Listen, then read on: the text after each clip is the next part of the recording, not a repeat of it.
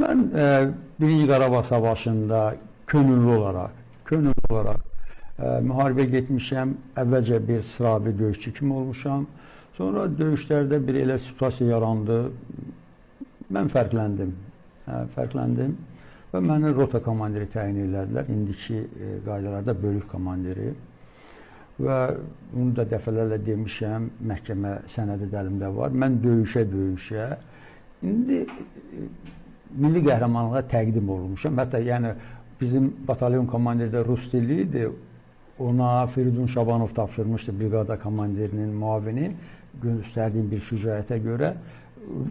O rusça yazmış, mən də onu öz dilimizə yazıb aparıb Tərtər şəhərində, o icra hakimiyyətinin qabağında Nəcməddin Sadıqovun qərargahı var idi. Orada İxtiyar adlı bir mayor ya podpolkovnik ona vermişəm, burada qeydə alıbdır. Sonra bir dəfə də belə. Yəni 2 dəfə təqdim olunmuşam bu milli qəhrəmanlığa. Çünki onda başqa adlar da yox idi. Yəni sonralar bu müxtəlif dərəcələr oldu. Mən bəlkə qeyri-təvazökar səslənəcək, amma mən fikirləşirəm ki, bu şərəfli bir tarixdir. Mən şücaətlə döyüşürdüm, qorxmuyordum. Hansı bölgələrdə döyüşmüsünüz? Bax, maraqlıdır və xatirəsinə sayğılar, sizin qardaşınız olubdur, orada şəhid olubdur. Mən su qovuşanda, yəni çox yerlərdə döyüşmüşəm, o cümlədən su qovuşanda deyim ki, çox qəribə bir talih yaşadım. Eşidirlər, bəlkə döyüşçü dostlarım da eşidir. Rasiyada məlumat verdilər ki, bəs o kəndin adı Madagiz idi onda.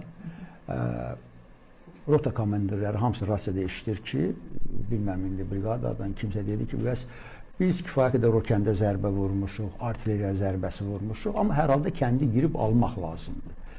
Kim gedə bilər? Yəni birincidə heç dedim, mən gedərəm. Yəni mənim rotamda belə. Cəsarətləndik, mənə tanklar verdilər, yəni piyadaların döyüş maşını verdilər, rasiyalarda birləşdilər eyni kodlara və o kəndə ilk dəfə mənim rəhbəri elədim, komandiri elədim, bölük rota daxil olubdur. Neçənci il idi bu? 92-ci ildə. Və üstündən illər keçdi, oğlum Rəhim Yaqublu da məhz o kəndin azad edilməsinin uğrunda döyüşdü.